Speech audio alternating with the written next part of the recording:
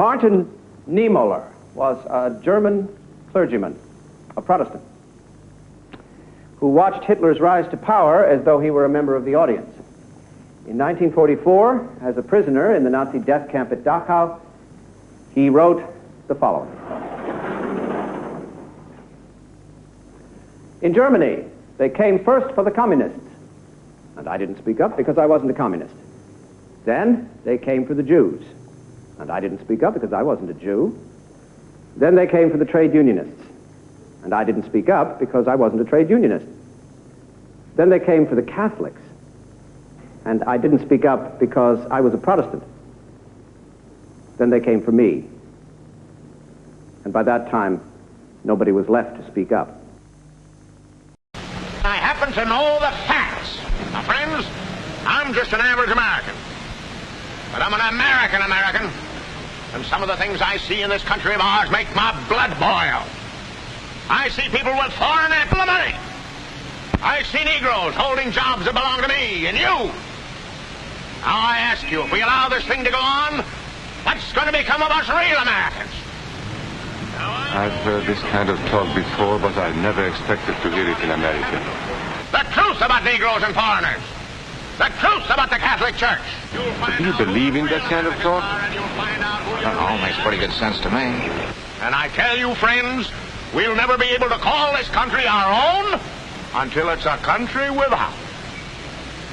Without what? Yeah, without what? Without Negroes. Without alien foreigners. Without Catholics. Without Freemasons. You know these things. What's wrong with the Masons? I'm a Mason. Hey, that fellow's talking about me. And that makes a difference, doesn't it? These are your enemies. These are the people who are trying to take over our country. Now you know them. You know what they stand for. And it's up to you and me to fight them. Fight them and destroy them before they destroy us. Before he said Masons, you were ready to agree with him. Well, yes, but he was talking about... What about those other people? But in this country, we have no other people. We are American people. What about you? You aren't American, are you? I was born in Hungary, but now I am an American citizen. And I have seen what this kind of talk can do. I saw it in Berlin. I heard the same words we have heard today. But I was a fool then. I thought Nazis were crazy people, stupid fanatics. But unfortunately, it was not so. You see, they knew that they were not strong enough to conquer a unified country. So they split Germany into small groups. They used prejudice as a practical weapon to cripple the nation. Of course, that was not easy to do. They had to work hard to do it. You see, we human beings are not born with prejudices. Always they are made for us. Made by someone who wants something. Remember that when you hear this kind of talk. Somebody is going to get something out of it. And it isn't going to be you.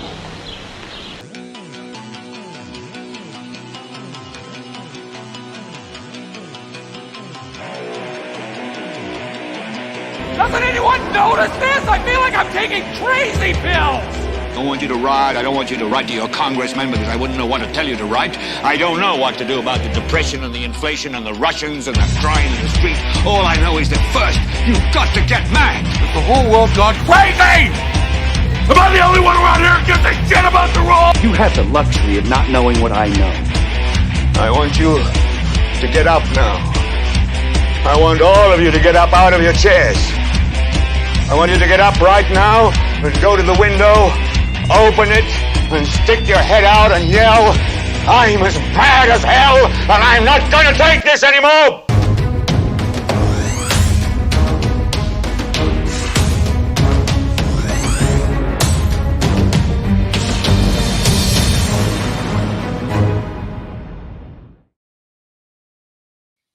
Hello, everybody. Welcome to another Wednesday Night Live. I have with me today a longtime friend. We go way back to the early '90s, right? We pledged together for the same fraternity, and have been pals ever since. Out of Belleville, New Jersey, originally hailing from the Bronx. Was it Castle Hill? Castle Hill. Castle Hill, Ruben Rodriguez. Now, Welcome on, Ruben. Belleville, New Jersey, home of Junior Soprano. So, Ruben, I know you got a chance to, and for those of you on Facebook, I know I dropped it this morning, but I dropped a video on what I called the theory of everything, and I called it that because to me, when I looked at the WEF and this whole madness with the Great Reset and all the sociopaths and the satanic overtones and all the craziness that's going on, the one thing, you know, the one thing that seemed to me to be the most important thing to these people among everything else, more important than controlling the food supply, more important than digital currency, more important than controlling the energy supply, was compliance, right? And the one thing that they need more than anything else, the one thing that controls everything, is compliance. And that's why I put that video together, because the understanding that I have of mass formation, just from I did a video a while back when it first went viral. Ruben, did you see the original viral clip of Dr. Robert Malone talking to Joe Rogan and about that whole concept? The original, yeah. Yeah. So back when that came out, I started digging into it and quickly realized it wasn't Dr. Robert Malone at all. It was Dr. Matthias Desmet. And I put in that video a clip of Malone saying, like, I learned at the feet of the master, Dr. Matthias Desmet. And the stuff that he breaks down in order to cause a mass formation is exactly what we're going through right now. Now, I'm curious, over in Jersey, bro, did you get a whiff of that public service announcement for the nuclear? Oh yeah. During Jeopardy, when all the old people are watching Jeopardy and Wheel of Fortune. You remember 7 p.m. Wheel of Fortune, Jeopardy back to back. Yeah. I think it's 6 o'clock in Long Island. And that's what all the old people. Oh, forget about it. My mother too. We're gonna have a nuclear war. So why would you even show that? Yeah, and that was what hit me, was why would you even show that, right? And Jackie Spry, Corey, how are you? Minnesota watching. We got Texas watching. We got Sheila from Convention Estate. Sheila, how are you? Good to see you. We've missed you the past couple episodes. Jersey in the house. Sheila's in Jersey. She's a district captain, Sheila, over in Jersey. And thanks for sharing. So I'm guessing that's a reference. I shared this particular invite to a few different groups just to see how that was going. And Scott's here, California's watching. So we got a lot of the people from the States. I tell you, I don't know if it was last week or 2 weeks ago, there was one episode that we did live where, honestly, Ruben, it was like everybody on the episode was from Australia, UK, like New Zealand, like we were getting we've grown this international following, which I'm just stoked by, because they resonate with the Great Reset messaging, and it's really enlightened me into a lot of. It gives me insight into what people around the world are really thinking, as opposed to having to watch, Sky News or BBC, which is their version of CNN and and whatnot. But it's nice to see we do have a good audience on across platforms, and those. I didn't call out what platform everybody was on, but it's mostly YouTube and Facebook. And I should, now that I'm thinking about it, I don't have the Rumble page up. Rumble doesn't. I love Rumble for the fact that we've never been penalized there. They never give us grief. But the other side of it is that it's just not as functional as like I have to go and do Rumble manually all the time, and it's always a challenge with Rumble to like the comments don't sync with our software, so I have to keep a separate page open. Although no one comments there, and even when people are watching, like right now, I'm showing people are watching on Rumble, but like I've been told they can't even comment there, and I'm like, for all its popularity, Rumble needs to get its crap together, and I have to pay for it. I have to pay for that privilege of it not being as for it to suck. For it to suck, yeah. So Sheila says she's 2 minutes from Oyster Creek. Yeah, I'm not familiar with Oyster Creek. I'm from Belleville, which is by Newark, which is close enough to New Jersey, where we really don't know where anything else is. I pretty much close enough to New York. You mean? Yeah, I know Paramus. I know down the shore. That's about it. Yeah, my history was in North Bergen, and although I did run the Houlihan's in Homedale, which was so that got me in a little bit, like to what some might call Central Jersey, if you believe that Central Jersey exists. I know that war was going on. There is no Central Jersey. There's North and South, but whatever. But back to the mass formation piece. So like I'm curious to know what you thought of it, just from the standpoint, because when I first saw the Robert Malone video, and it sent me down, down the research hole, and realized it was Dr. Mateus. I watched multiple things. I watched just about everything I could with Dr. Mateus Desmet, just to kind of get those little nooks and crannies that he might say in one interview that he doesn't say in another. And really it all boiled down to what I put in the video. And but when I heard those 4 conditions, I was like, that is so in line the with last everything. 2 years in a nutshell. Yeah, and it's even more, right? Even it's like the last 2 generations in a nutshell. Like when you really the way I capped it off was Generation X. Because to me, Generation X is the last generation that, and this is crazy to even think like this, but we're the last generation that grew up without all the tech. That grew up without, We're Generation X. We're Generation X. Okay. Yeah. Let's check it. I try to keep it, We're Generation X, and Generation X starts. Millennials are actually a lot older than people think. They go back a lot further than people think. I don't know why my mic stand is going crazy. That's a very nice microphone, by the way. Thank you. For those that don't know the inside joke, I was telling him about how I paid for this microphone, and now he's rubbing it in and giving me grief. So what do we got here? We got a comment from Charles. The power plant. I don't. You live near the power plant, Ruben? Is that where? Or is Sheila saying she lives near a power plant? I think she lives near a power plant. So anyway, but just to get onto this mass formation. So, and the video's already taken off like wildfire on Facebook. Facebook always runs with our videos. YouTube is always it's work. I gotta freaking. So here's what I want everyone to do, because, by the way, thank you to all our Facebook followers. We surpassed the 9,000 mark in followers on Facebook, and 10,000 is what it would take for me to be able to actually get some scratch for doing these videos. So I want everyone, and I know you guys are already crazy about sharing. We already have the subscriber base in YouTube to try, and I'm just trying to offset. I'm not even trying to make a mint here. I'm just trying to offset the cost of all the software and production and all that kind of stuff.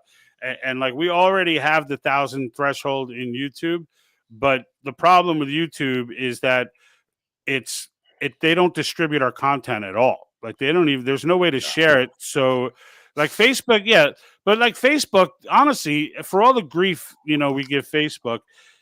Yeah, I definitely think there are moments where we're shadow banned. I think there are clear moments where we're shadow banned, but it's never permanent, and it's it's obvious because all of our videos just come to a halt. It's not like one video gets shut. It's I'll have 3 or 4 videos out there, and they're all on fire, and then all of a sudden for 2 days they all just freeze right where they are in likes and in comments and everything. They just freeze, and then after that 2 days they kind of just. But it's almost like they see something, going crazy, and they're like, all right, if we just stop it for 2 days and then just let it go back into ether, it'll kill the momentum. And it usually does, right? But in the end, Facebook's never banned us. We're still banned with YouTube. We still have a strike with YouTube. They banned us for another 7 days back about a month ago. And that's the 3rd time now that we had 2 strikes against us for the longest time, and then those finally expired after 3 months, and then we got another strike, and that strike came for a video that was 17 weeks old. Like they just suddenly realized it because I jokingly, which gave me an idea, I jokingly put in the comments, guess what documentary we're covering today? And in the thumbnail image, it was like a big mule with like looking into the thing, and it was right after 2000 Mules came out. So like, and I was doing it jokingly, but it turns out it actually did beat their algorithm, and it took them 17 weeks to catch up with it and and give us the strike and take us down for 7 days. So it's pretty crazy that let's see. Did you actually talk about the movie, or did you just say you? Did they take you down for saying you were going to talk about the movie, or for No, talking we about had the movie? honestly we had an open discussion about it. It was a live. It was one of the Wednesday night lives, and when we did it, like all throughout it, and I actually produced another video that week that I put up on Facebook that showed some clips of like what we were saying, and it wasn't even like we more than once Jack and I were like, well. Yeah, we're like, but this documentary isn't exactly like you just take the documentary and overturn an election. Like, this is just something that's worth giving investigators to look into. Like, that was our take throughout the entire event. Was just saying that like now it's up to the investigators. We were saying, if anything, we were beating up the FBI, saying, the FBI will never take this and do anything. It needs to go to local sheriffs and things like that. And that was the worst we said about it. But the fact that we even had the conversation about it was enough to get us struck down.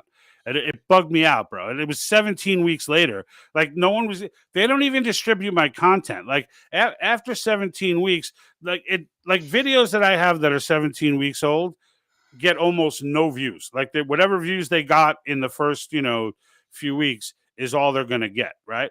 But like the thing is, we keep growing in subscribers.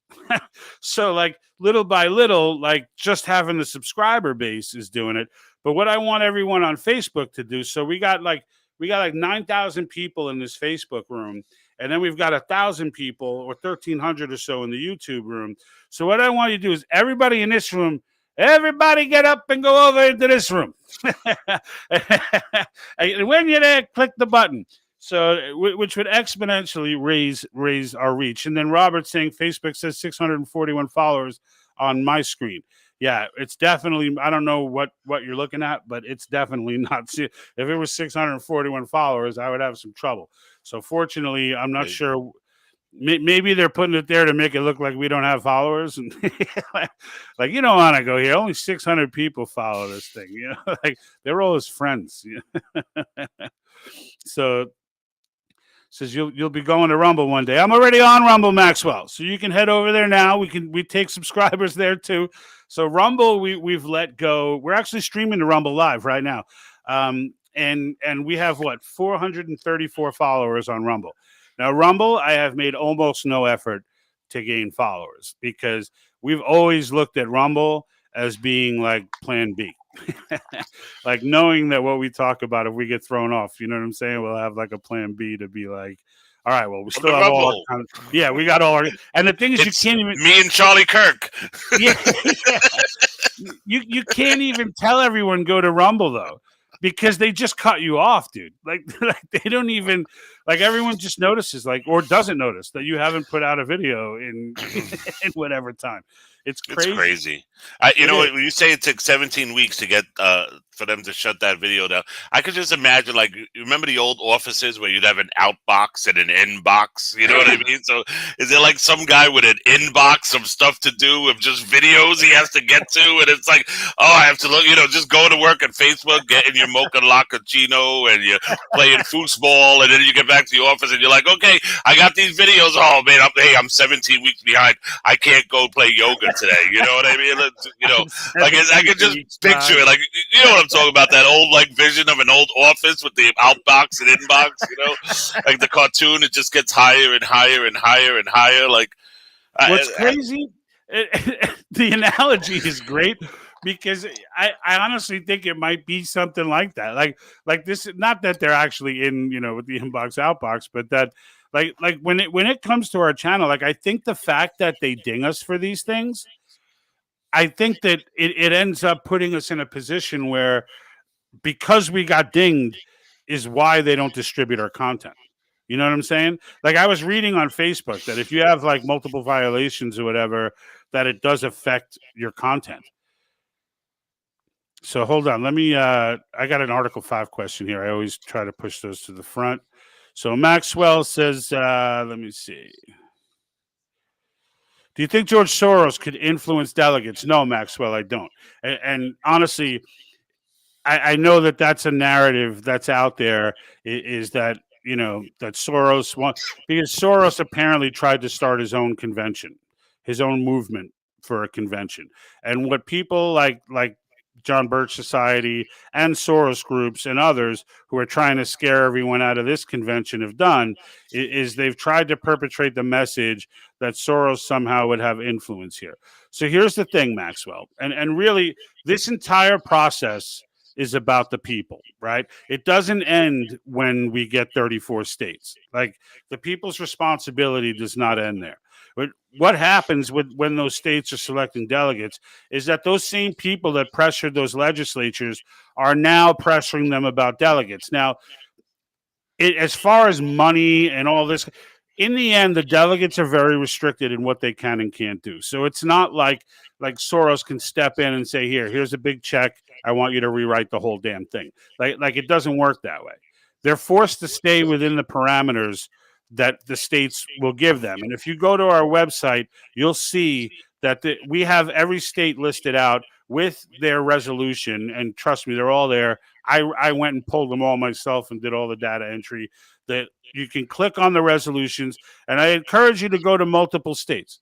And what you'll see is that all the states resolutions that have passed and all the ones that are pending all have exactly the same language, and they all have the exact same three topics. So no delegate, if a delegate comes back, some of the states actually have legal penalties if a delegate goes off and does some stupid stuff or comes back with something that wasn't in their commission or things like that. But most of them don't, because in the end, the states understand that doesn't really matter what they come back with in proposal. So let's say Soros shows up, pays off a few delegates here and there, and they go rogue and write up this whole new constitution.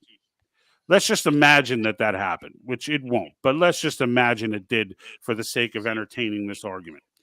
They would then have to take this brand new constitution that they wrote, and I would imagine it would be a very globalist one, giving the United Nations powers and all this stuff.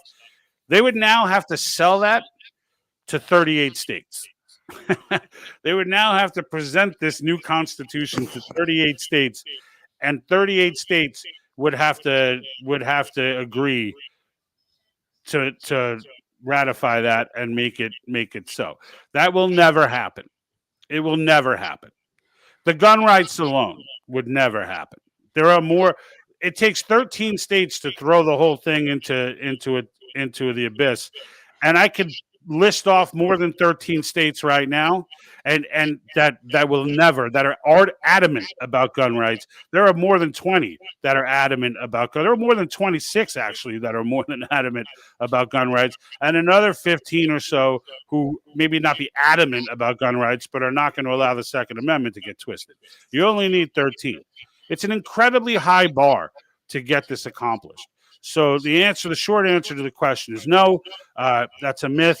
And frankly, Soros groups are fighting heavily against the calling of the Convention of States. The Common Cause is the main Soros group that joined it. They've aligned with Daily Kos, Media Matters, and 250 other organizations, along with John Birch Society, to try and stop this from happening. So I hope that answers your question. And here we go with some international. Daryl, how are you, sir? Australia on board. I knew Australia would show up sooner or later. Australia and the UK are our two big ones. As you know, net zero is the new world order, World Economy Forum's operatives, world's greatest hoax. Yeah. And that's kind of so our important puppets in this global pyramid of power, right? So governments are the puppets in this game, absolutely. And I'll tell you, after I put out this video on mass formation, which it's the one that I labeled Theory of Everything, that's what I believed was was the I believe part of me thinks some of these political leaders are actually in the mass formation, that they bought into the climate mass formation and are all about it, and they really do believe it's genuine. Like, do you see where I'm coming from with that, Rube? Like, as far as, do you think that's possible? Like, some of these politicians are not sinister; they just really believe the mass Oh, formation. absolutely. Yeah. Because I think that's I think that's probably happening more so than not. I would say. Wow, I think Maxwell question about the southern states is not the same as the convention of states. Did I miss that? Where He's asking if when the southern states had a con of 1861, they came up with a new constitution, but they weren't trying to implement it on the whole country. They were trying to just leave the country. Yeah, exactly. That's So it's that's not a the different same. animal. It's not there. the same thing. That's what's going on in California. Yeah, and I would ask you to refrain from the term con because it really is a piece of propaganda from these people. There's a lot of the John Birch Society. What does con stand for? The Confederate con? No, it's a play on words to say a con convention or a conventional con.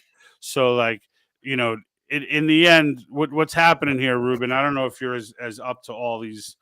There's a few organizations. The John Birch Society is the most poisonous because they put themselves out as if they're like this, conservative, constitutionally minded organization, but yet, like, they're so active and adamant against convention of states that it almost seems obvious what their intention is. And they use like crazy tactics and deceiving stuff. They did this with an Antonin Scalia video, which I debunked myself. And like, so here, what does he say here? It's true JBS are strong against Article 5. I've watched several videos. Yeah, they're adamant. Like honestly, Maxwell, they exist to stop Article 5. You know what I would encourage you to do? Go to there's a channel that just got created called All Things Article 5. And there's a guy, Robert Brown, that was with JBS, and he put out this like $10,000 challenge for anybody to show him a founder that believed that they had authority in their original commission to go and do what they did. And there are multiple founders who did. And Federalist Papers 40, Madison explains why they had that authority.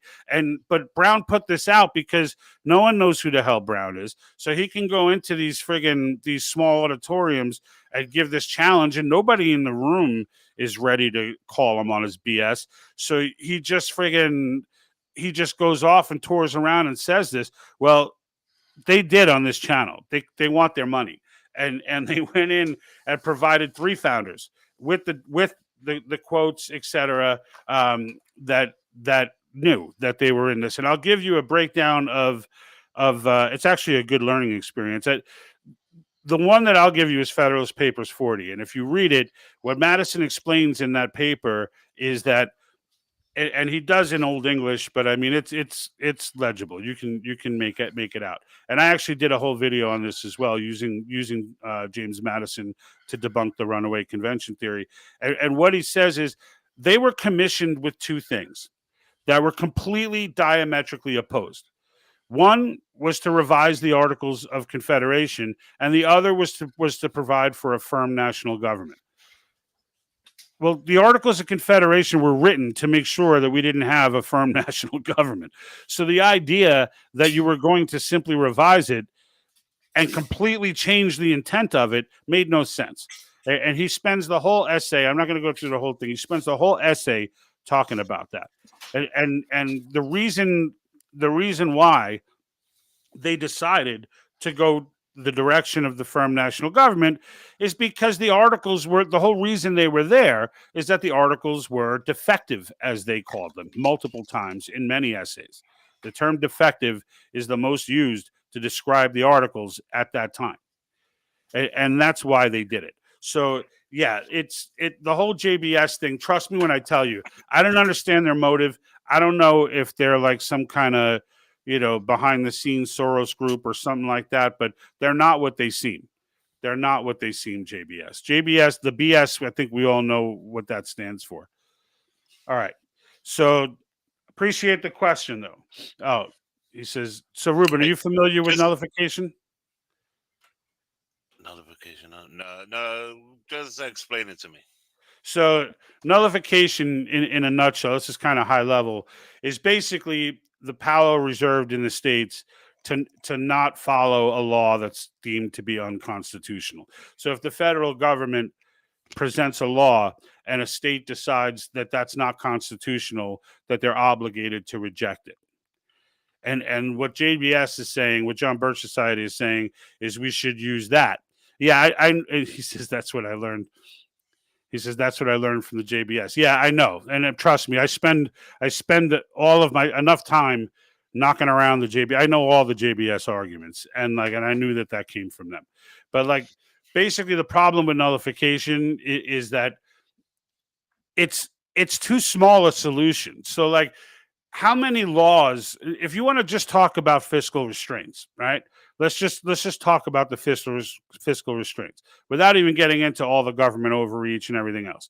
Just think of the amount of laws that all 50 states would have to now get on board with and just reject. Now, we're talking thousands upon thousands of pieces of legislation that would have to be individually nullified in order to make like the idea. The only thing you could really nullify in one fell swoop is the entire government, which is not the point. Nullification is something that maybe would be done if convention of states, if the federal government tried to step in and stop a convention of states or violate the Constitution in that way, then maybe we'd be down to nullification and we would have no choice but to start playing that game. But it would be immense chaos. It would be immense chaos. I don't care what they tell you. It would be immense chaos to try and do nullification. It's legitimate. It exists, but it is not the solution. You put out a simple amendment that says the 16th Amendment, and it can't, nullification cannot repeal existing amendments. So you've got things like the 16th Amendment that allows for income tax for those that are not aware, that you can't just repeal that. In a convention, you can, right? You can't enact something with nullification. You can only reject something.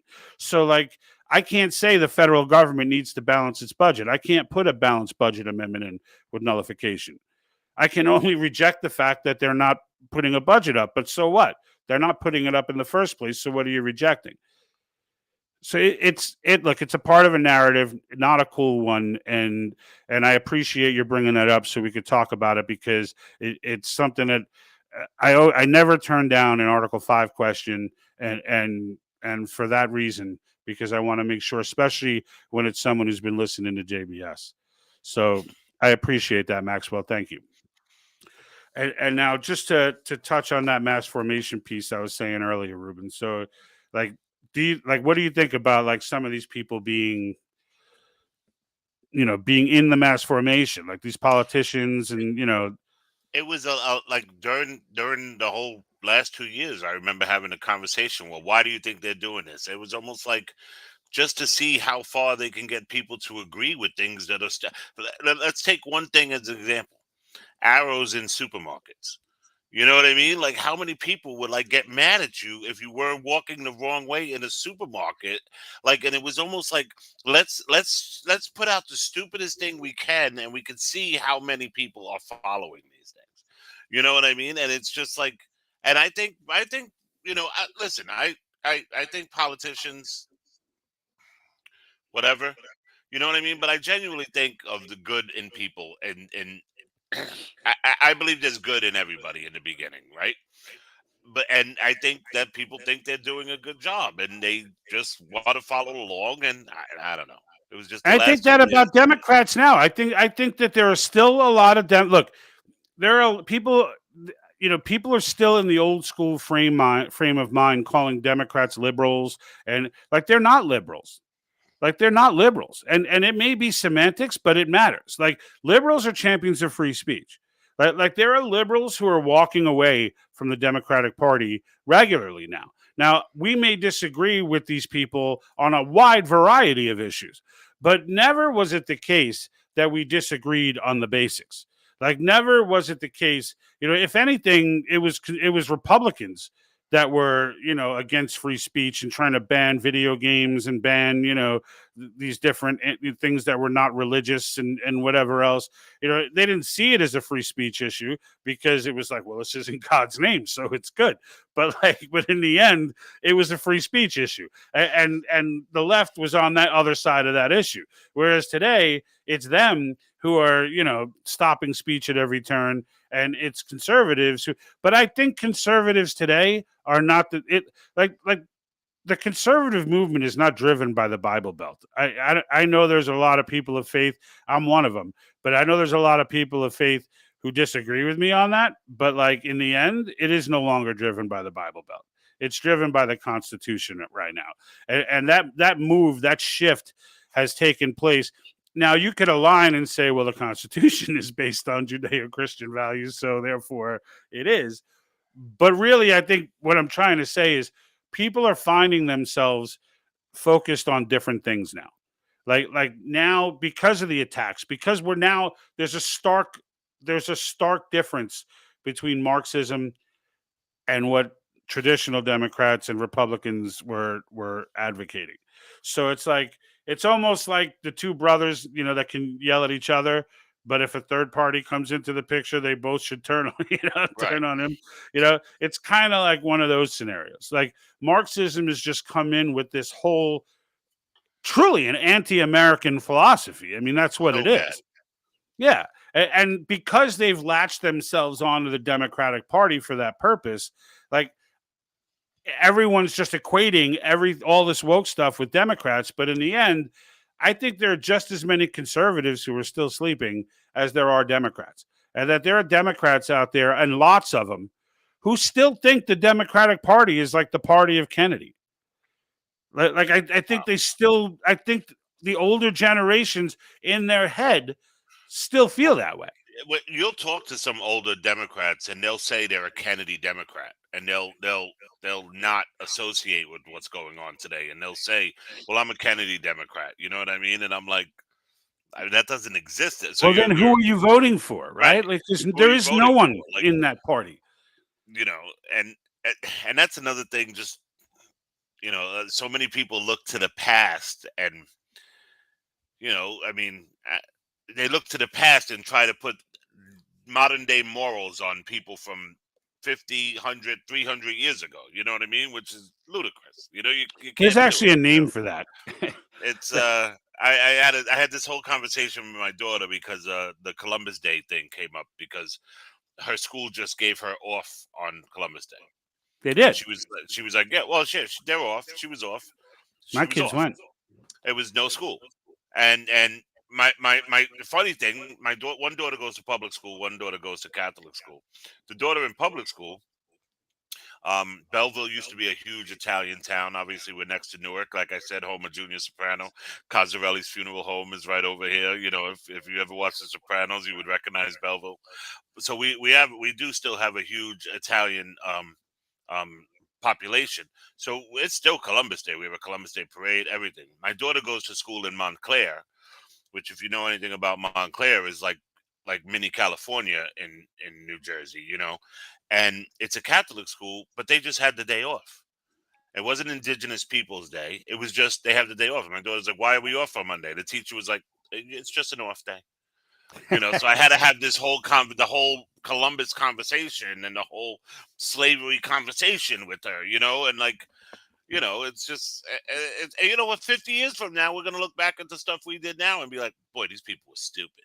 You know what I mean? It's like, me wearing suspenders back in the 80s. You know what I mean? Like, what the hell was I thinking? That was not a good look, but I did it. Even it in doesn't the make me a bad person for stealing somebody's knee patches. You know what I mean? I thought I was getting a free VCR. It's neither here nor there. It doesn't make me a bad person. I was just trying to get a free VCR. That's all. No, and honestly, man, in the end, like the whole going back and judging people in the past by they're telling these half truths about founders. They're doing the stuff that's getting taught.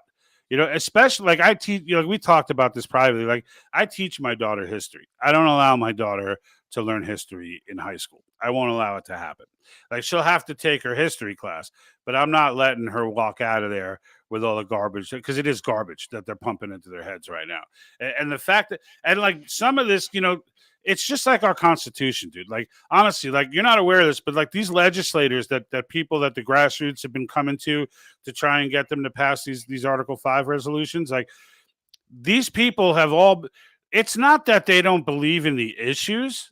It's that they've been convinced, like Maxwell there was saying, with, John Birch Society was so against it. I saw these videos, they were scaring me.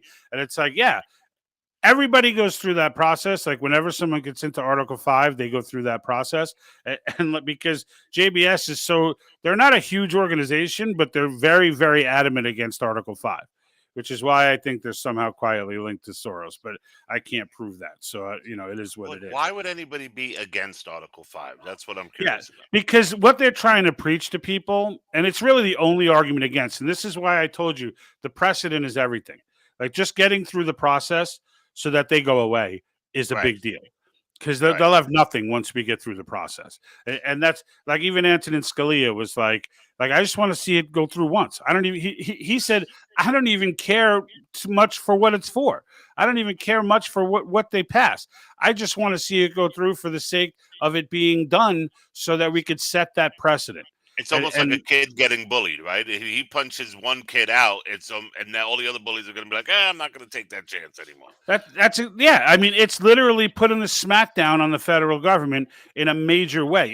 It's entirely changing the conversational relationship between the people and the government. Because now the people understand. It's not even, we've always had the power, but at that point we will have understood that we have it, and we will have used it. And those are two big steps. My favorite class when I was a kid was history. And believe it or not, like, I see like online people like, I was never taught this. And I'm like, you were just talking. You know what I mean? And like I learned a lot of the Constitution. I remember I also went to Catholic school. I was never taught this. I knew the three branches of God. There was never a schoolhouse rock on Article 5, right? You knew how a bill got to Capitol Hill, but I didn't know. Like, oh, by the way, there's also this. It's like, it's humbling, and it's like, this is the biggest checks and balance that there is out of all. You always taught there's three checks and balances, right? Yep. And you know the triangle, right? The legislature, the president can check the legislature, they can check him back, and the courts can check them both down if it's unconstitutional. Right. Never have I heard, oh, by the way, the people have a fourth check. Like, never. And I mean, when I tell you I studied, I was, I was a kid when I was in fourth grade when The Blue and the Gray came out, so I was a huge Civil War fan.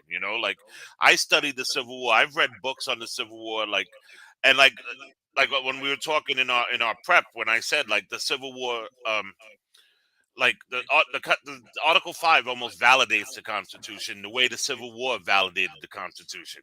Like Lincoln was like, no. We got this piece of paper here that says you can't do this, and I'm going to stop you from doing this, and I will go to war over doing this. And I'm not going to sit here and say it wasn't about slavery, because it was, at the end of the day. But it in all honesty, the Civil War was about making sure this piece of paper was right. The South left because of slavery. So that's what initialized it. Slavery was more of a Lincoln personal problem with the whole Lincoln thing. Wanted to keep the states together. Like, he could have let them go, his but he main was like, goal no, was I'm the going to Union. prove this is right. And like it is frustrating that I was never taught about Article 5 ever. And I'm not one of these kids that was like, I was never taught about taxes. I was, I just like, Joey, you weren't listening. I'm exactly the same way. I'm exactly the same. And so is everyone else, Ruben. And that's the thing. So like, when you look at these state legislatures, like, state legislators are a completely different animal than federal. And I say this all the time. Like, there's a reason why they were given all this power and not Congress. And the reason they were given it is because they're the closest to the people. I have this clip that I play often. I'm going to see if I can. It's a 2-second clip, but it has Mark Meckler speaking to one of the state legislators. And when he does, one of the things he starts his sentence by saying, you guys do politics for a living, and I do, and they cut him off, and they were like, I'm a farmer. And it's like, it's so, here's the clip. I'm going to play it for people just to see what I'm talking about with the difference between state legislators. You do politics for a living, and politics are... I'm a farmer. I'm a farmer. How about not for a living? I'm a statesman. Senator Craig and I are statesmen. I appreciate that. You are, actually, and I see that a lot in state legislators. So you heard how he said it, how he was like, I'm a farmer. And that's when he started laughing, because he was like, he knew he just slipped up. Like, Meckler knows better than that. And he said that. And then the guy he was like, you do politics for a living. He was like, I'm a farmer. And he was like, uh-oh. and that's a snippet of what our state legislators are not lifetime politicians. They're not people who are doing this for a career. They all have jobs. They all, either have a job or own a business or whatever the story may be. They're when something happens, when the federal government overreaches and starts affecting people and businesses, they're directly affected the same way you and I are. And this is what the founders were trying to do is, all right, you know what, you guys, that makes you more important than them. And in the end, even governors, like, no one has a say in this process except the state legislatures. Nobody, from soup to nuts. The only thing Congress gets to do is, once the 34 states have petitioned Congress for the convention, Congress shall call the convention. Not may call, not will decide upon. They shall call a convention. So it's basically an administrative role that they have to make sure that once the 34 applications are received, that the convention is called. But you know what? On that, let me ask you something. Because and when we first talked about this, I remember you bringing it up to me the first time, because I'll admit it, you told me about this a couple of years ago, or whatever it was. And I remember you bringing up, the first thing you brought up was the term limits. And I was like, you know what? That's something that both parties can get on board from. Because if you are a state legislature, if you are a state, if you're an assemblyman, whatever, let's say for New Jersey, I mean, we have senators, congressmen in Washington that have been there since before I was born. Biden was a senator in 74. I think he started being a senator, for crying out loud. Like, I would think that, like, if I was running, I would have aspirations to maybe make it to Senate, and I would be like, hey, you know what? I want these Senate term limits, because there's, I remember when I was a restaurant manager, and my area director had been there for like 35 years, and I was like, I have to wait for this guy to die to get promoted, and that's a crappy feeling. You know what I'm talking about, though, no, right? I do. So, like, I do. Whoever's sitting behind Feinstein is like, my God, is this woman ever going to pass away? Like, that's like, and they're like rolling her out still, and she's in like Weekend at Bernie status now. Yeah, she's not even like coherent. Oh, well, now we're electing people that are in Weekend at Bernie status. But even then, like, the passage of the 17th Amendment, like that was kind of the whole point. It's like, if you're going to pass the 17th Amendment, which made the senators electable instead of being appointed by state legislators, like, that just gives you another idea how much power the founders felt that the state legislators should have. They were the ones that appointed federal senators. So, and they took that away with the 17th Amendment. And the fact of the matter, because they had the conditions there. That's why 16 and 17 passed, because they had the conditions there to pull it off, the left. And in the end, why, you may say to yourself, like, well, isn't it better that we directly elect our senators? Well, no, it's not, because they were given 6-year terms because they could be pulled at any moment. Now they can't be pulled. Now you put them in and they're locked in for 6 years. That was never the intent. The intent was that, yeah, you get 6 years, but if you start going haywire, the legislature can pull you. So basically, I can go to my legislator and we can, the same way we're going to them for, to get these Article 5 resolutions passed. Well, we had the ability back then to go to our state legislators and be like, hey, Liz Cheney's off the rails. I want her out of there. You know what I'm saying? Like, Mitt Romney has lost his mind. I want him out of there. And with enough pressure, the legislature would pull him, and he would no longer be on the Senate. Well, the left didn't like that idea. right? They want that federal government power, right? And I would love to see them address that with the government overreach section of the current convention. But getting back to what I was saying, like that's why I think that it's so powerful, because I think both sides could get on it, because at one point, like, how can anybody think that somebody that was originally elected in 1962 still has any concept of what's going on today? You know what I mean? Like they right. haven't been there, like, for crying out loud. Like, how can anybody? So that's why I was excited about it, because I was like, I could see, because if I was a Democrat or a Republican, I would be like, all right, cool, let's get on this so I can have an opportunity to get promoted in 12 years at the least, you know. Well, And even then, honestly, think about that. all three issues, a majority of all three parties' voters, not politicians, a majority Yeah, of all three voters. parties' Yeah, well, voters are supportive of. So, and that's the point. That's another point to be made, is that these issues are very unifying.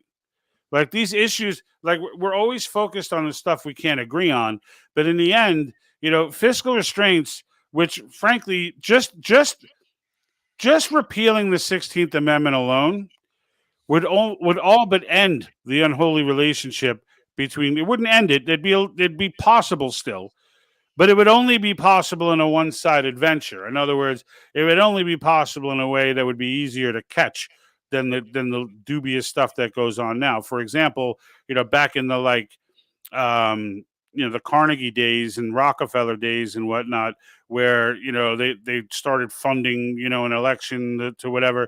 They had an episode like that. I think it was I forget. Anyway, that would be the only way it could happen. It can't be all of this stuff where the politician tells you, it's like when Trump said, yeah, I used to donate to Hillary. I had to, right? Like I had to. She was a senator in New York, and that's how the game is played. If I don't donate to Hillary, my permits stop showing up, my construction projects slow down, everything, it's the way the system works. He said that out loud, and it was just such a great comeback because it was like so honest. And it's so like, well, what do you expect me to do? I had to pay her.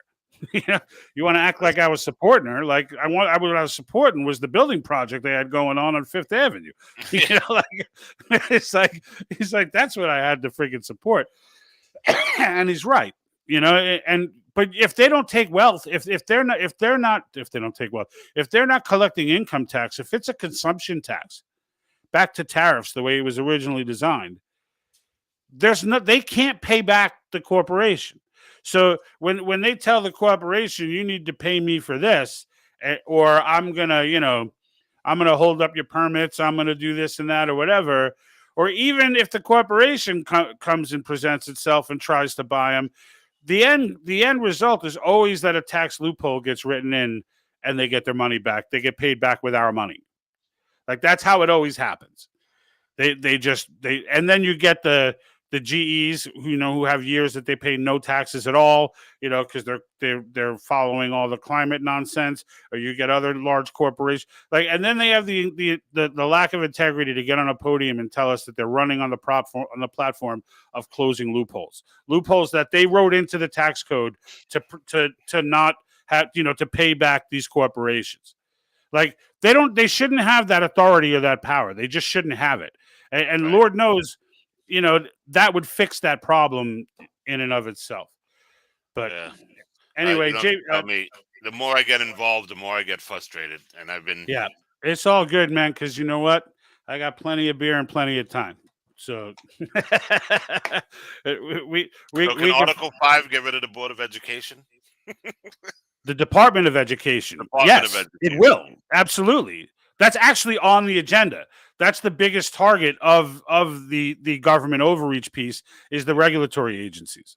I say that to people that we need to get rid of the Board of the Department of Education on a federal level, and people look at me like I'm out of my mind because they're idiots. That's what we exist for. And people don't understand that there wasn't a Department of Education until what, like 1980 or something. The government has no authority to be handling education at all in any way, shape, form, or whatever. I mean, there's nowhere in the 10th Amendment. I mean, the 10th Amendment, I should say nowhere. The 10th Amendment is very clear about what powers the government has, and that's what's explicitly listed in the Constitution. Nowhere in the Constitution does the government have authority over education. Nowhere. Maxwell Max is really pushing this JBS on us, isn't he? No, he is, and I'll tell you why, because I know you're a supporter and all, but like you don't deal with this the way I do, and like JBS is the biggest proponent against Article 5 that But I exists. can't understand They why poison they the would be minds of against more legislators. Like if I show you the clips, I have some clips of it, but like if you watch the debates on the floor, as I tend to do when these things come up for debate, legislator after legislator after legislator will be like, I was against this until I read my way and studied my way to be for it. I just And don't understand being against it. Like, I'm sorry, maybe I because need to Rube, if you understand. don't know anything about it, right? You don't know, Okay, and I like, didn't. I didn't. right? You don't know anything, but where you learn, like I'm the one that was helping to guide you learning on it, though. If you just came across this on the internet and then went out and started asking questions, it's more than likely that the first stuff you're going to hear is, and because first thing you're going to say is, "How did I not know this?" Right? That's the first thing you're going to like. How did I not know this? Like it's Which humbling, right? was. But then you get someone like from JBS, or there's this Publio Holder Coconut, this dude out there who's doing the same thing, and there's the Soros groups who are funding a lot of mischievous type blogs But, and stuff. When you okay, start reading those, and they're all designed to tell you once the but let me once ask you something. Why wouldn't the first thing when we got off the phone when we talked about it that night, the first thing I did was uh, uh, Google Article 5 of the Constitution, and I just read right, it, and I read it, right. and I But what reread they're it, and I was saying, like, oh, that makes sense. Like, why can't we just go back to reading the damn Constitution and taking it for what it says instead of saying, oh, well, no, let me go to a blog and let him tell me what it says. because Like, what they're trying, where they're convoluting it, Rube, is that they're saying they're trying to say that that an Article 5 convention for proposing amendments is the same thing as a constitutional convention. That's what they're trying to. That's the argument that they're trying to make, and that it's not an article in an existing constitution, but rather it's an entirely new. Like they want to argue to people that that once the delegates get selected and or commissioners as they're called, like once they get selected by the states to go to this convention, that suddenly they just gather these mystical powers and they suddenly become all like this Publio Hulda do. You haven't seen her yet, but like she goes on, she sits up at a podium and starts reading off all of these bizarre versions of a constitution from everyone from Soros to like all these activist groups and whatever. And it's like, and it's sad because you look around her and there is some like older generation, like you could tell that they're like constitutionally minded, American loving people, right? But they're hearing this stuff and they don't know better. Like there's nothing when she's presenting to go against her narrative. And she presents herself as this lawyer, and when really she's like hasn't practiced law in like 20 years. She's a complete nut. But in the end, she puts herself out there as this constitutional expert, and then goes on and just I did a video on this where I just blasted Publius Holda, and I went through an entire one of her little speeches. I just destroyed her with facts the entire way down the line, as I did with the JBS video where they were trying to say Antonin Scalia did not really support Convention of States. it's ludicrous that people need to go, and I mean, it's not hard to do research in this day and age. It's really not. You know what I mean? It's really not It's not, but like, look, like when it comes to stuff like this, like I could tell you, we had Michael Arnold on, who's the state director of Massachusetts. I watched and yeah, and he along with others, okay, have told us outright, like we were all JBS, like we were in JBS, like we were there, and we were telling people don't do this, and then they all came across someone who was like, look, just read further into it, right? Don't assume JBS is right. Treat them like you would treat any other organization you'd be skeptical about. And as soon as they did that, they left. And not only left, but then joined the Convention of States movement and took leadership roles in the process. And this has happened. This is what I was saying about the legislators. Like they all say, I was against it before I read my way and studied my way into being for it. And this is what's halting it in these different states that haven't moved forward yet.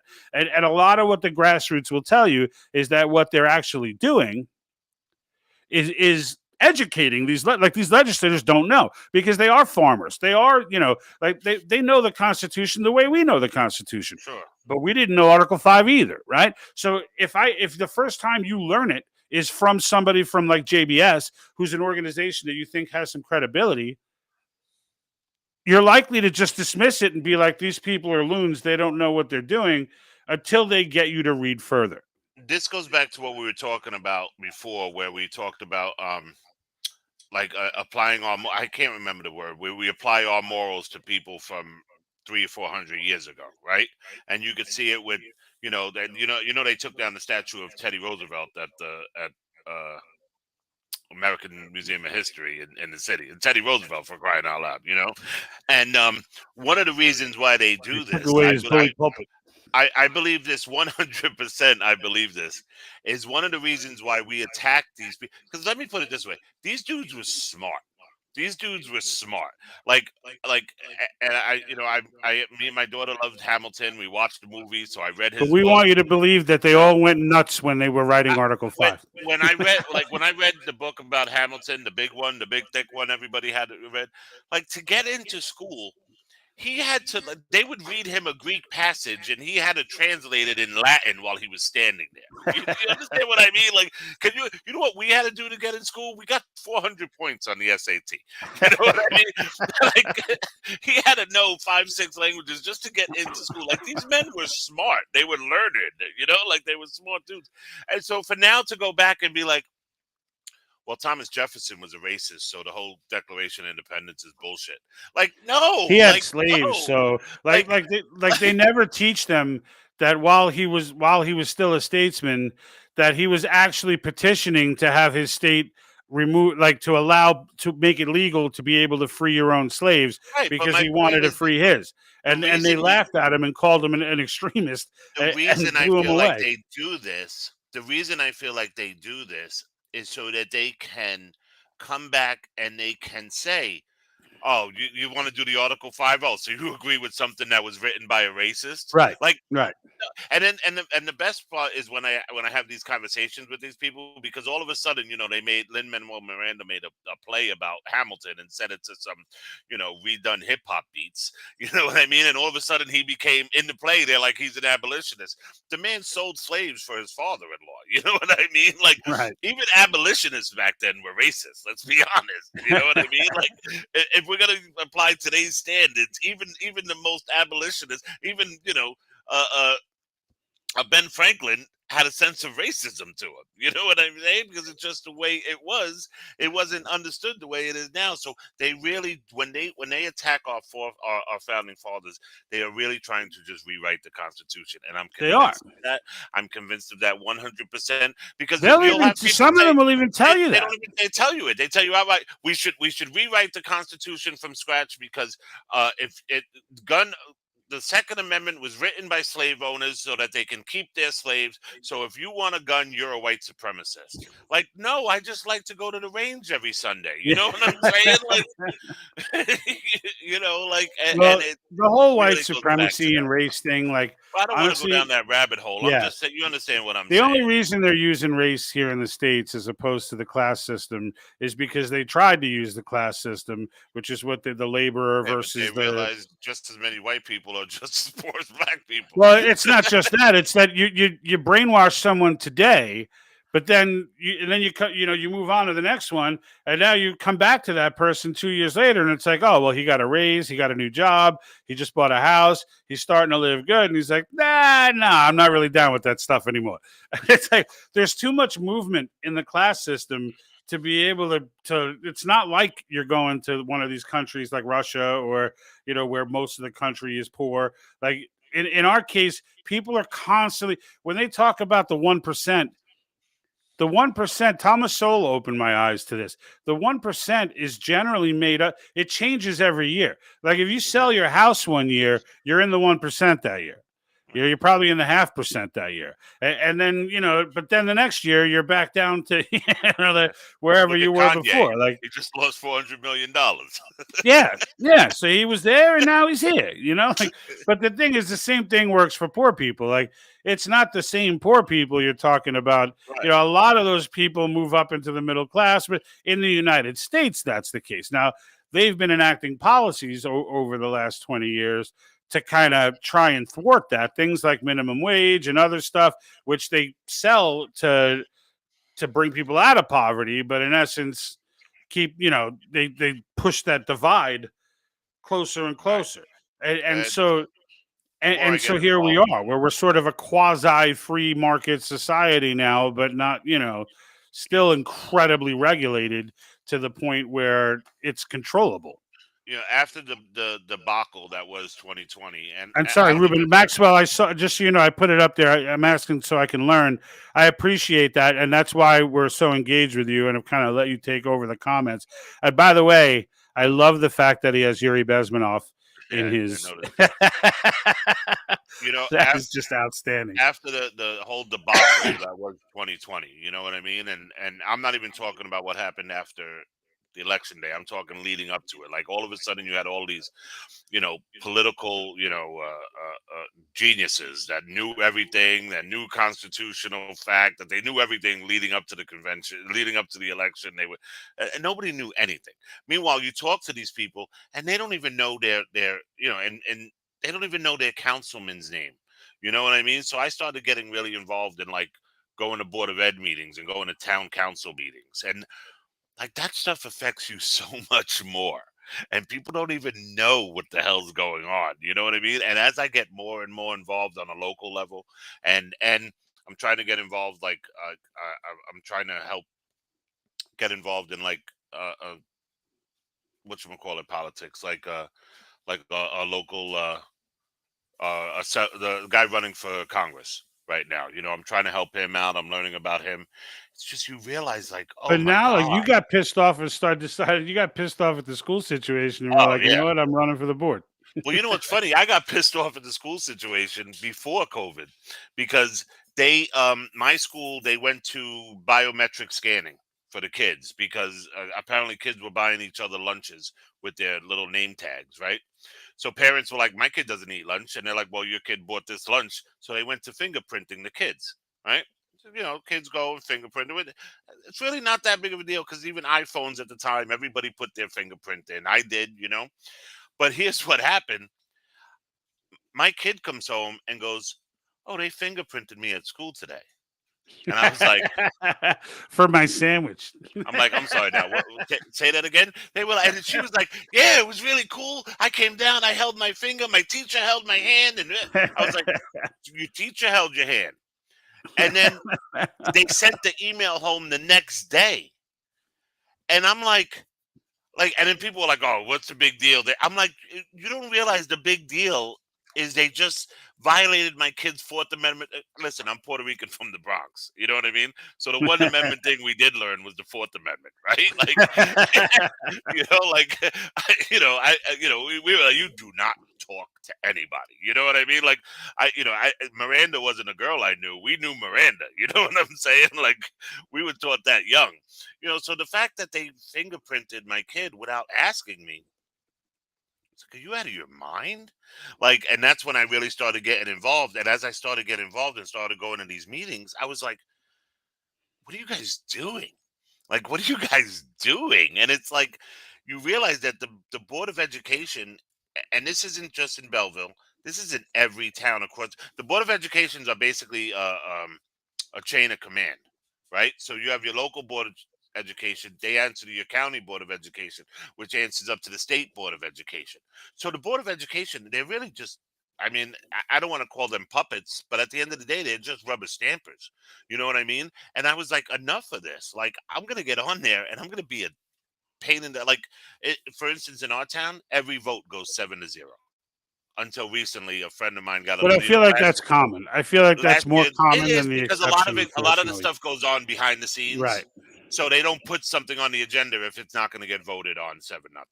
But last year, the parent movement started, and I ran last year, I got a new job, so I didn't really run. And a friend of mine ran, and this young woman ran with it. She's a mother of 2 kids, and she ran with it. And she ran, and she put on her sign, "Unmask the kids." Like that was her slogan in Essex County, New Jersey, where we're blue And wall. she won. They don't even campaign in my town. The Democrats don't even campaign in my town because they know they have it. They don't even come here because they know they're going to pass it. And she won, and she won by 300 or 400 votes. You know what I mean? And it made me realize that parents don't know what the hell's going on in the school. You And do that's not the know thing what's too. going on in school. Some you just said were like she won by 300 or 400 votes, and that's like a lot of votes, and it's a lot of votes in a local election for something like this, and that's what people need to wrap their head around too with these local legislators. It's like you're not talking millions of people. We've No. got millions of people on board for the movement nationwide, but in the end, what it comes down to in any given district, like if one viewer sees this and gets fired up, and he's that person, right? Or she's that person who, she's got the leadership skills, they've got the organizational skills, and they get fired up, and then they go and fire up, let's just say 10 more leaders who then go and the chain reaction goes, you get up to like 1,000 people. Excuse me, that Scooby Doo was screaming there. But but they get, let's just say it gets up to 1,000 people. 1,000 people to a state legislator is like an army. I Oh mean, yeah. that's like a friggin', like you show up with 1,000 people. Heck, you show up with 500 people. Like there are some of these smaller districts, they've shown up with like 15 or 20 people and have gotten a response from their legislator because the attitude was like, well, if 15 or 20, it's kind of like that restaurant thing, right? Like one person complains, there's probably 10 more who didn't, Hmm.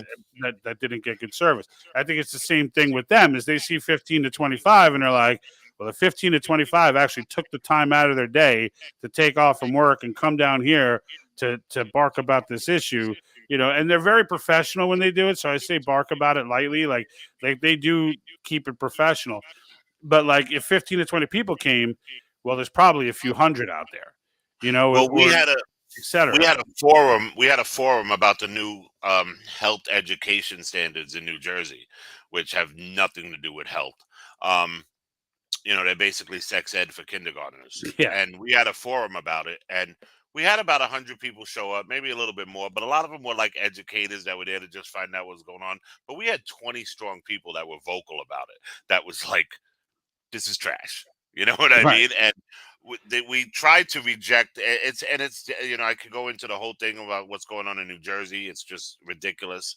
But like if you, and this is what my problem with the Board of Ed is like, if my whole town doesn't want to teach this in our district, like the governor's going to say, okay, well, we're not giving you that $17 million that we had settled for your thing, and that's not right. You know what I mean? We're not saying we don't want to teach math. You know what I But mean? We and that's what we're looking to fix, right? So like that's what we're looking to inappropriate. fix. It's that 17 million, right? That's what we're looking to fix. So like when it comes down to it, like and I'll tell you, on the good side and the upside of this, I could tell you that you could see physically in a lot of legislators' faces when they were talking about in these different states as conventions, as everyone was, all the legislatures were meeting, at convention of states was being talked about, a lot of them, during session. Now it's kind of a slow time because a lot of them are out of session, but you could hear these people when they're talking about the issues that are being proposed to call the convention for. You could hear it in their voice and see it in their demeanor, and they'll come out and verbalize how like they feel like they contributed to this problem, like how they now like understand that like what they were looking at before as being harmless because well, the federal government's going to get $17 million towards education for us. That's a lot of money and this and that, so whatever they want to do, it can't be that bad. But I think now they're starting to realize it is that bad and that you did sell out. And it's not like they're happy they did it. Does that make sense? Like they're kind of realizing, right? At least some of them, like to the point where I noticed multiple ones do this in various states who like got up to speak in favor of convention of states, and in doing so, sort of gave in that perspective, like we need to fix our own problem through this as well. Like we need to stop living off the government tit as well. And it's because we took that money, and we knew that there was strings attached to it, and we didn't look in close enough to see what those strings were. And some of them even said, like, now we wake up in the morning and realize in our schools we've got these, we've got porn books in our middle schools. So what does someone like me do to, because I got to kind of wrap up in a minute, but what does someone like me do to get the word out? Like, I talk to people about this, they have no idea. So where do we start Right. from here? So the first thing to do, so you said you registered, right? And you signed up to volunteer, right? Yeah. All right. So someone's going to reach out to you. So they're going to call you. So just be ready at the phone for that. But at the same time, in the meantime, go on to conventionestates.com, and they have what's called Cause University. So Cause University will give you a series. It's all videos. It's not like it's not like you're going to go in and for a 5-week course. It's a bunch of videos that you'll watch that'll educate you on the Constitution and on Article 5, explain things like what Maxwell was talking about with the Runaway Convention, and give you some of the evidence as to why that's not true, etc. But the first thing you got to do is really educate yourself up on it. And to the point where you're confident to speak about it, and there's only one argument against it. So you just need to understand what the facts are against that argument. And once you're armed with that information, like, this is what I tell people. Every time you sign, anyone who signs, you should be responsible for another 10 people signing. And so each person is responsible for another 10 people. All of those people will get called upon, and then they'll be told then, like, everyone's going to be able to contribute something different, right? Like, someone may have 3 jobs, but you know what? They can be a social media warrior and kind of educate people online about what Convention Estates is. Some people, they have no time, but they have money. Maybe they could donate money. Some people have no money, but they have time. They could donate time. Like there's a lot of ways to engage. It's really just a matter of what state you live in, what they need in that state, what the grassroots are looking to accomplish there.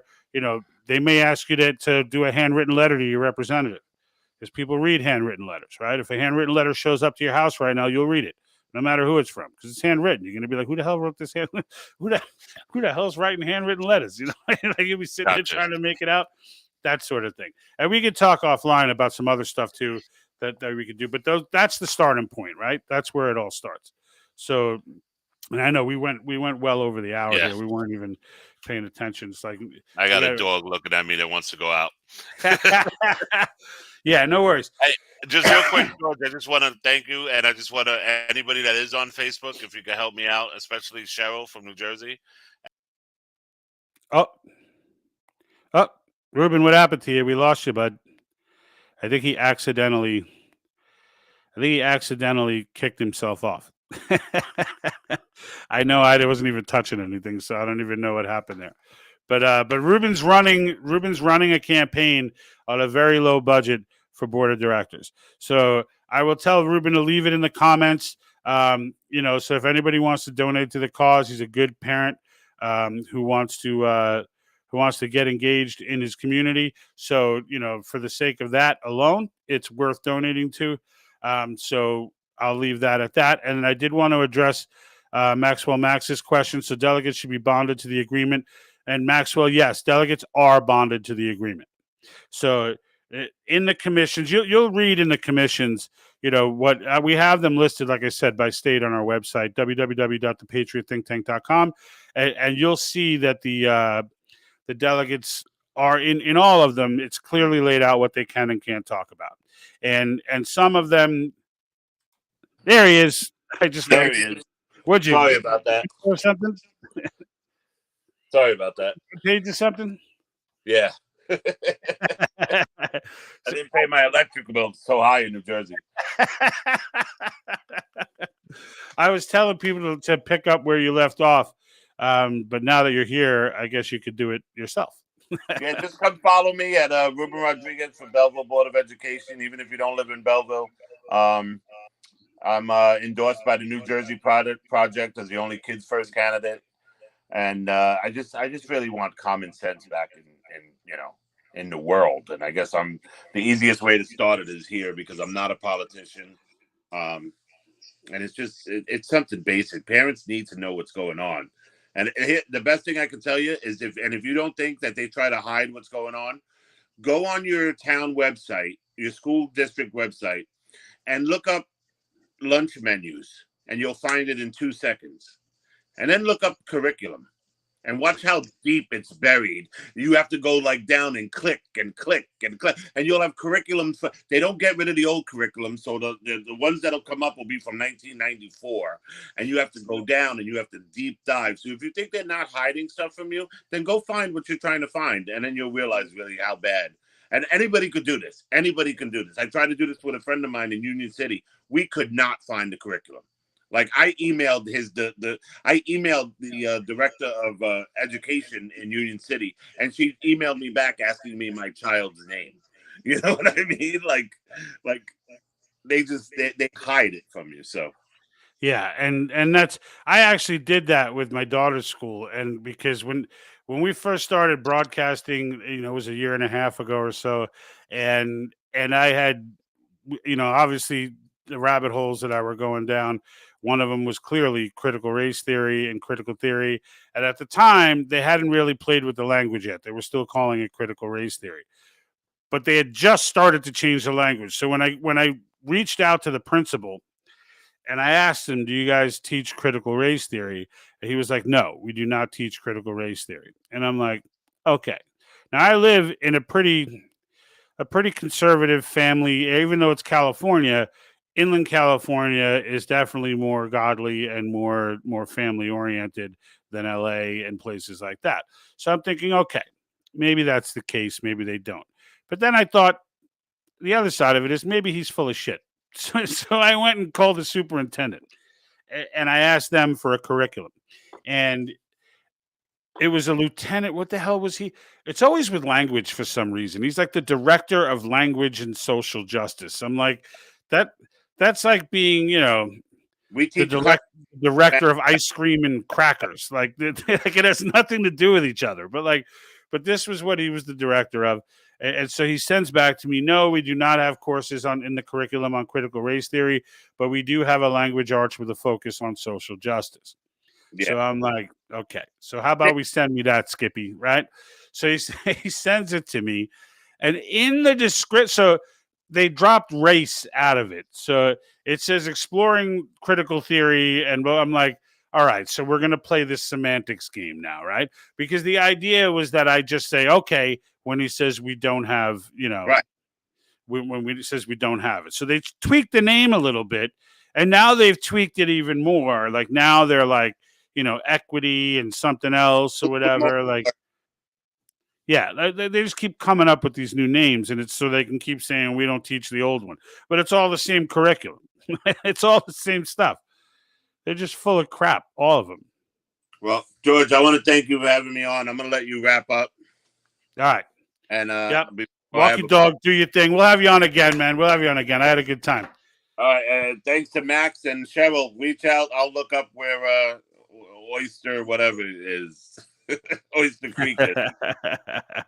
Say hi to Bob. All right. Be good, brother.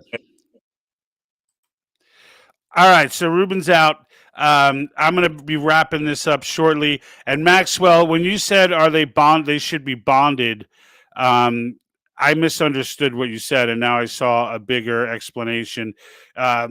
So when you're saying if a bond elected official does not fix the claim filed against his bond, the bond company can hold him personally liable.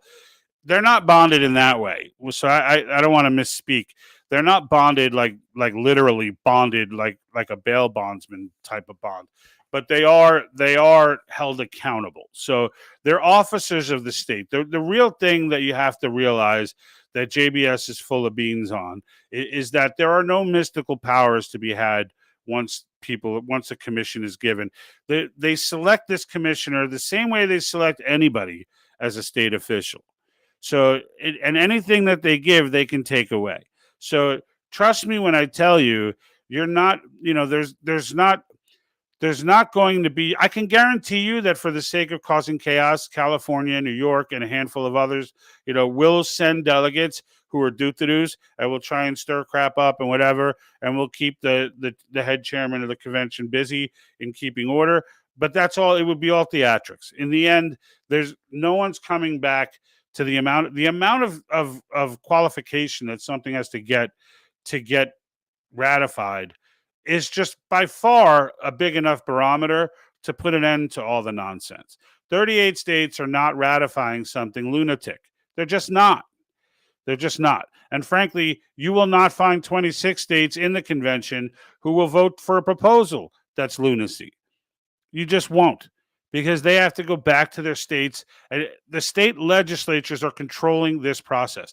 They will tell you that Article 5 is not clear on this, and Article 5 is not clear on that. And there's a reason for that. The reason it's not clear is because it has no authority. The states have that authority. How the convention, how the delegates are chosen, what their commission is, all of those things are chosen by the states. Article 5 would have no place in outlining all of that.